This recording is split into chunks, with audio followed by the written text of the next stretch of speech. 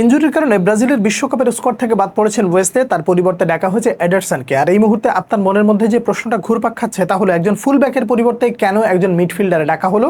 আমি এই জায়গাটা আপনার সামনে তুলে ধরার চেষ্টা করছি। আশা করি যদি মন দিয়ে শোনেন এবং বোঝেন তাহলে অনেক সংশয় দূর হয়ে যাবে, অনেক প্রশ্নের উত্তরও আপনি পেয়ে যাবেন।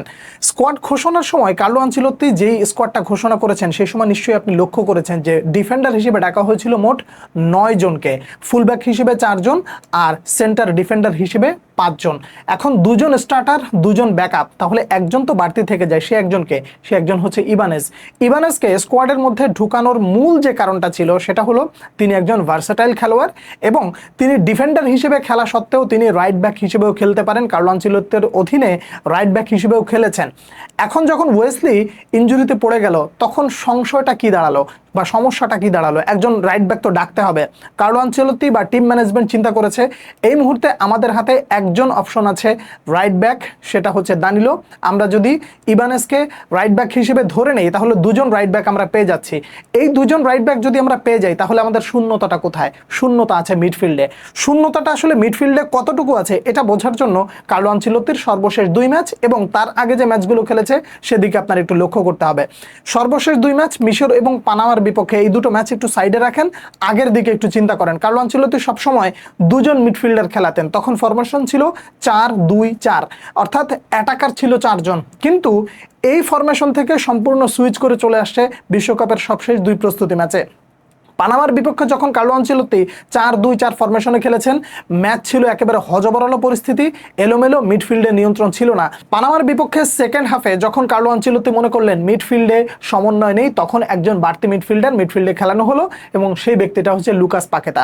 মিডফিল্ড হিসেবে কার্লো আনচেলত্তি যে স্কোয়াডটা ঘোষণা করেছেন সেখানে কিন্তু লোক সংখ্যা একটু কম ছিল এবং সেখানে একটা ঘাটতিও ছিল। এখন এই ঘাটতিটা পূরণের জন্য যেহেতু ফরমেশন চেঞ্জ এবং কার্লো আনচেলত্তি ঘোষণা দিয়েছেন আমরা বিশ্বকাপের মঞ্চে 4-4-2 ফরমেশনে যাব, তো 4-4-2 ফরমেশনে যেতে গেলে মিডফিল্ডে একটা শূন্যতা দেখা দেয় আর সেই শূন্যতাটা পূরণ করার জন্য এডারসনকে ডাকা হচ্ছে।